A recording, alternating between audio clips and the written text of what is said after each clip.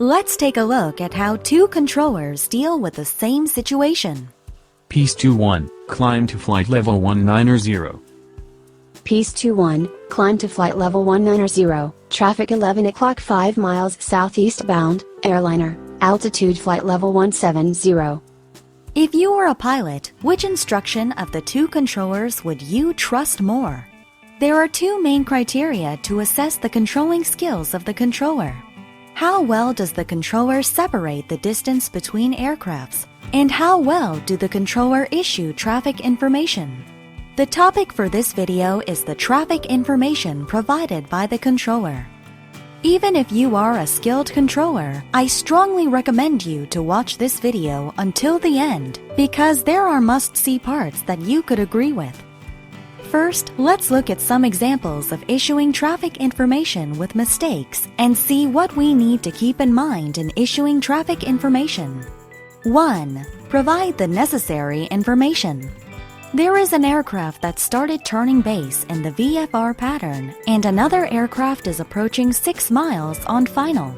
Dream 32, runway 32 left cleared to land, traffic 6 miles on final, you're number 1. For the aircraft that has already started base turning, it is not necessary to know the aircraft information at 6 miles on final. There are two aircrafts approaching each other in opposite directions within the terminal controlled area. Dream 32, traffic 12 o'clock 10 miles flight level 160. Do you see the altitude of the Dream 32? The Dream 32 just maintains 5,000 feet. What does it matter if an aircraft flying at 5,000 feet does not know the information of the aircraft flying at flight level 160? When two or more aircrafts are approaching the same runway, converging, or facing each other, controllers tend to issue traffic information even though there is already sufficient separation between the aircrafts. This information only makes the frequency congested and you lose the timing to give the necessary instructions for separation. It is not necessary for the pilot to know all aircrafts being controlled. Make sure it is necessary and helpful information for the pilot. 2. Issue understandable information. Let's say you have an aircraft just before taking off and a helicopter in flight.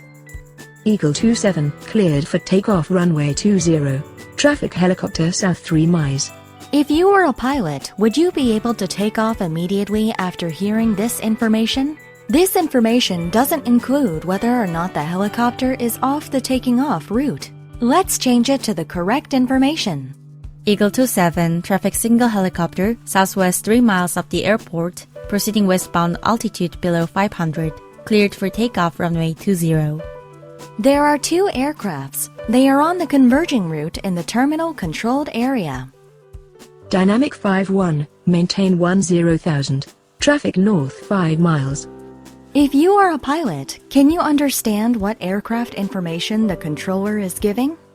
Dynamic 5-1, descend and maintain 10,000, traffic 2 o'clock 5 miles southwest bound, conversing, altitude 8,000 feet. You must not be mistaken that the pilot will interpret anything you say. Deliver your thoughts accurately so that the pilot can understand the information you tend to say. 3. Don't say too much at once.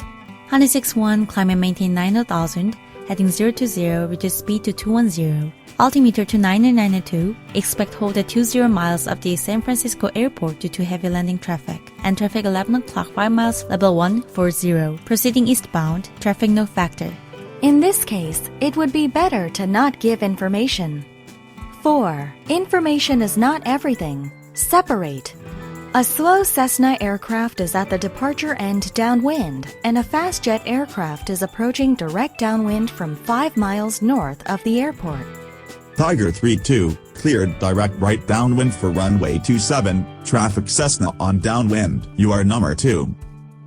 Even though the pilot see and avoid is the principle among VFR aircrafts, could you say, I gave you information and set up the sequence so everything else is up to the pilot? You should always know that information is only an information to its extent.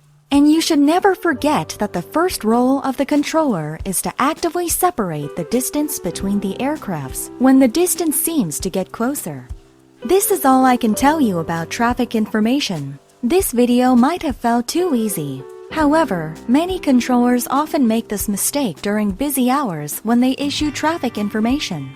They often misunderstand that the pilot knows the information they have and omit the important information. They also talk too much because they have a lot of things to deliver, issue unnecessary information, and confuse the frequency. The methods and terms used in this example are not always the answer in all situations. We are controllers who only make the best solution for the unpredictable traffic conditions. However, no matter what terms are used or how information is issued, there is something the controller must remember. The center of traffic information is not the controller who delivers information, but is the pilot who receives these information.